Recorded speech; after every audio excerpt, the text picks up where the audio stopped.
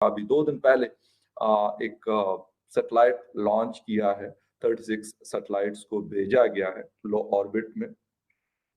जो internet company है one web UK की, उनके लिए इंडिया की तरफ से एसरो, जो उनका स्पेस को डील करने वाला इदारा है। तो हमारा इंडिया के साथ मुकाबला ही नहीं बनता। मुकाबला हम 1960s में कर सकते थे, आज हमारा मुकाबला नहीं। पाकिस्तान में क्या प्रायोरिटीज है, क्या चल रहा है, और हमारे साथ वाले ममालिक बिन कंट्रीज में क्या चल रहा है कि इंडिया ने अपनी हिस्ट्री का लार्जेस्ट रॉकेट लॉन्च किया है, स्पेस रॉकेट, जो कि 36 सैटेलाइट्स कैरी करता है, और इसके अलावा उन्होंने रशिया का रिकॉर्ड भी तोड़ा है। में हो रहा ये है कि लोग 10 और 20 किलो आटे के बैग्स के पीछे एक दूसरे के कपड़े फाड़ते हैं। एक द कंपेल है नहीं सकते। न्यूक्लियर पावर बनने के बाद तो हमें तरक्की की हर मनाजिल को तय करना था, लेकिन हुआ क्या, हम डे बाय डे पस्ती की तरफ चले गए हैं।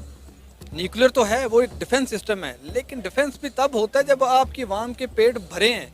भूखे पेट तो मतलब फौज भी नहीं लड़ सकती। हमारे हुक्मरानों ने इनको भिखारी बना दिया, ये खुद भी भिखारी है, इन्होंने हमारी आवाम को भी भिखारी बना दिया।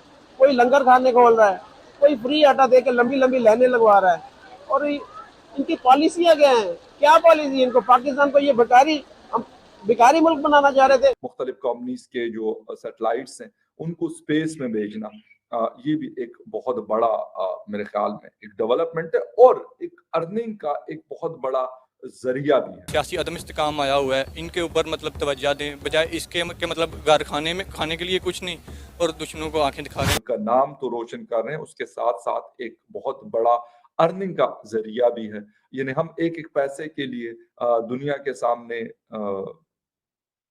जलील हो रहे होते हैं, लेकिन उसके बदले ये लोग सिर्फ एक लॉन्च से $137 मिलियन का सिर्फ ये एक प्रोजेक्ट है। पुट करना चाहूंगी हमें जिसने एटॉमिक पावर बनाया, ठीक है, हमने उनके साथ क्या किया। $1.2 बिलियन के पीछे हम 3 महीनों से लगे हुए हैं। फिर हम जाते हैं हिंदुस्तान, एक इसरो का एक हमारे YouTube चैनल हिंदुस्तानी हाइट्स में आपका स्वागत है दोस्तों। अभी हाल ही में 25 मार्च को भारतीय अंतरिक्ष अनुसंधान संगठन यानी कि इसरो ने हेवीएस्ट रॉकेट लॉन्च किया, जिसमें 36 सैटेलाइट्स लगे हुए थे और इनको अंतरिक्ष में छोड़ा गया। ये सैटेलाइट्स ब्रिटेन की कंपनी के थे, जिसके लिए इसरो को उन्होंने हायर किया था और इसके लिए अच्छी खासी मोटी रकम भुगतान की गई। पाकिस्तानी मीडिया में इसी बात पर जोरदार चर्चा हो रही है कि भारत अपने सिर्फ एक रॉकेट लॉन्च से इतने डॉलर कमा रहा है, और हम जिन्होंने कभी भी शिक्षा पर कभी भी ध्यान नहीं दिया, हमेशा भारत को नुकसान पहुंचाने के लिए सिर्फ हथियारों की दौड़ में शामिल रहे। भारत तरक्कियां करता रहा और हम सिर्फ हमारा मकसद रहा भारत को नुकसान पहुंचाना। अपनी तरक्की पर हमने कभी ध्यान नहीं दिया। आज हम रोटी की दौड़ में हैं और भारत अंतरिक्ष की दौड़ में है। दोनों ने जो गोल रखे थे हम वहीं पे पहुंचे हैं। भारत ने अपना गोल तरक्की रखा था, भारत तरक्की कर रहा है, और हमने अपना गोल रखा था तबाही, और हम तबाही पे हैं। So let's enjoy this debate, and if you like our content then please subscribe our channel. Thank you. $1.2 billion के पीछे हम 3 महीनों से लगे हुए हैं।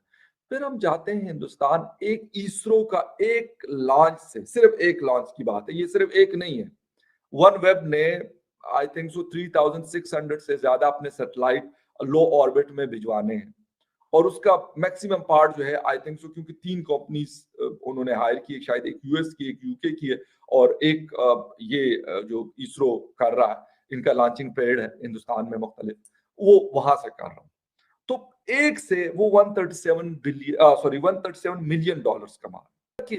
एक तरफ इसरो, एक तरफ सुपार्को है, नासा है, ठीक है। नासा के साथ क्या कंपेयर करना, लेकिन इसरो के साथ भी हमारा कंपैरिजन तो नहीं कहीं पे बनता। हम एक लॉन्चिंग पैड अभी तक हमारा नहीं बन सका, हम लॉन्चिंग के काबिल नहीं रहे। हालांकि बहुत बड़े बड़े इनके ऑफिस हैं, मैंने खुद इस्लामाबाद का जो ऑफिस है इनका मैंने देखा है, बड़ा खूबसूरत और बड़ा जबरदस्त किस्म का है।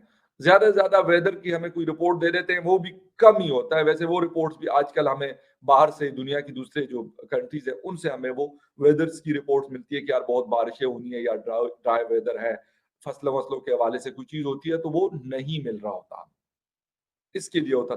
फिर दूसरा जी चांद देखना, जिस स्पार्को जो है इसमें हेल्प करे। ये 2 काम मैं कहता हूं कि हाँ स्पार्को करता है। इसके अलावा जो सैटेलाइट है या जो प्रॉपर जो दुनिया इस फील्ड के अंदर कर रही है, और ये सुना कि पता नहीं कितने ट्रिलियन डॉलर की ये इंडस्ट्री है। और इंडिया के पास लोग क्यों आते हैं? इंडिया के पास लोग इसीलिए आते हैं कि अगर ये लॉन्च इन्होंने लेट सपोज $137 मिलियन प्रॉफिट हुआ है इसरो को, अगर ये कहीं और से करेंगे तो शायद $बिलियन वो इनसे चार्ज करेंगे।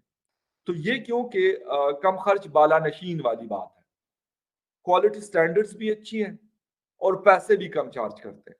तो दुनिया कहती है भाई हमने अमेरिका से क्यों ये करवाएं इतना महंगा, कि अगर जिस चीज हमें $50 मिलियन में होती है वहां पे $2 अरब के ऊपर $2 बिलियन पे क्यों वो हम करें? 2 बिलियन में तो हम यहाँ पे 4 लॉन्चेस करवा सकते हैं और उससे बेहतर सिस्टम पे।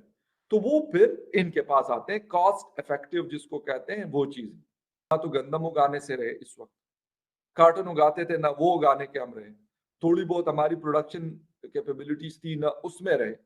अच्छा, आज गंदम भी इंपोर्ट है, आज तेल भी इंपोर्ट है, आज गैस भी इंपोर्ट है, खाने पीने की अशिया भी इंपोर्ट है, ये इलेक्ट्रॉनिक्स आइटम्स भी इंपोर्ट है। दुनिया के सारे ममालिक, सारे लोग अपने अपने कामों में लगे हुए हैं, अपने अपनी चीजों को बेहतर करने में लगे हुए हैं। अगर नहीं है तो एक हम नहीं है, हम निकम्मे या निकट्टू है, या फिर हम ये कहते हैं कि यार छोड़ना क्या करना, ठीक है, हमें जरूरत ही नहीं है इस चीज करने की, बाकी दुनिया कर रही है उनसे हम खरीद लेंगे। इतने मतलब बड़े पन्ने खान होते और इतने हम लैंडलॉर्ड होते तो क्या बात थी। अरब दुनिया वो नहीं करते, वो खरीद लेते हैं चीजें, क्योंकि उनके पास पैसा है, तेल उनके पास अपना निकलता है, और टूरिज्म और बाकी भी बहुत सारी चीजें उनको इस, अगर वो नहीं भी करता है, हालांकि अब वो भी कर रहे हैं। यूएई स्पेस टेक्नोलॉजीज में बहुत आगे जा रहा है, अमेरिका के साथ, फ्रांस के साथ मिलकर वो ये सारी चीजें कर रहे हैं। क्यों? वो पागल तो नहीं है, वो कहेंगे भाई यार हमारा तो ये टूरिज्म इतना है कि इससे हमारा मुल्क आराम से सुकून से चल सकता है, इतनी मतलब थोड़ी सी पॉपुलेशन है, हर चीज बड़ी अप टू डेट है, बेहतरीन तरीके से उनका साथ, लेकिन वो कर रहे हैं, वो मुख्तलिफ टेक्नोलॉजीज को लेके आते हैं दुनिया में जो आ रही होती है, और कोशिश कर रहे हैं कि अब वो अपनी चीजें बनाना शुरू करें। तो बाकी दुनिया इस तरफ जा रही है, लेकिन हम मतलब जादू टोने और आटे के तेले, सस्ता घी, मतलब हम इसके पीछे पड़े हुए हैं। और and they belong from India. Most of the people in IT, they are from India, in England. और हम लोग तो अपना रोना रो रहे हैं। चलेंगे, आपने बोला इंग्लैंड में, आपने बताया बहुत से लोग ऐसे हैं जो आईटी से बिलोंग करते हैं, बड़ी बड़ी पोस्ट पे हैं, और वो इंडिया से हैं। मोस्टली हमारे यहाँ से जो यूथ जाती है वो वहाँ पे जाके क्या करती है ज्यादातर? आपको बी वेरी ऑनेस्ट, जो हमारे ज्यादातर स्टूडेंट्स यहाँ जाते हैं ना, जो मैं भी वहाँ पे पढ़ने गया हुआ था, ठीक है, स्टडी वीजे पे गया था मैंने, मुझे तकरीबन 15 साल हो गया वहाँ पे। तो जो मेरे साथ इंडिया से लड़के आए हुए थे ना, वो अब पूरी फीस लेके आए थे as a loan from the government, Indian government जी, पूरा लोन लेके आए हुए थे। और उनका क्या प्लान था कि स्टडीज खत्म होने के बाद they will go back to the country, और वो काम करेंगे या अपनी फील्ड में काम करेंगे, ठीक है। और जो अच्छा जी, actually including me as well, कि हम लोग क्या करते हैं, आप एक सेमेस्टर की फीस लेके जाते हैं, वो जमा कराते हैं, ठीक है, उसके बाद क्या करेंगे जी, वहाँ पे जॉब स्टार्ट कर देंगे। फिर अगर हम समहाउ मैनेज करके अपनी फीसेस पे करते हैं कमा के, ठीक है, और हमारे पे तब तक कितने पैसे चढ़ गए होते हैं या पीछे से मंगवा के, कि हम अपनी डिग्री कंप्लीट करने के बाद वहाँ पे जॉब स्टार्ट कर। सवाल करता है, कोई पूछता है कि सर IMF से पैसे कब आएंगे, तो कहते हैं बस आ रहे हैं जी, हो सकता है शामी हमें जो है ना रिसीव हो जाए वायर के जरिए, वो नहीं आते, इसके अलावा कोई ऑप्शन नहीं। हमने कोई ऑप्शन छोड़ी होती, बनाई होती, तो फिर आज ऑप्शन पे हम गौर कर सकते थे, IMF ना सी कोई और से, लेकिन हमने ये कभी किया ही नहीं है।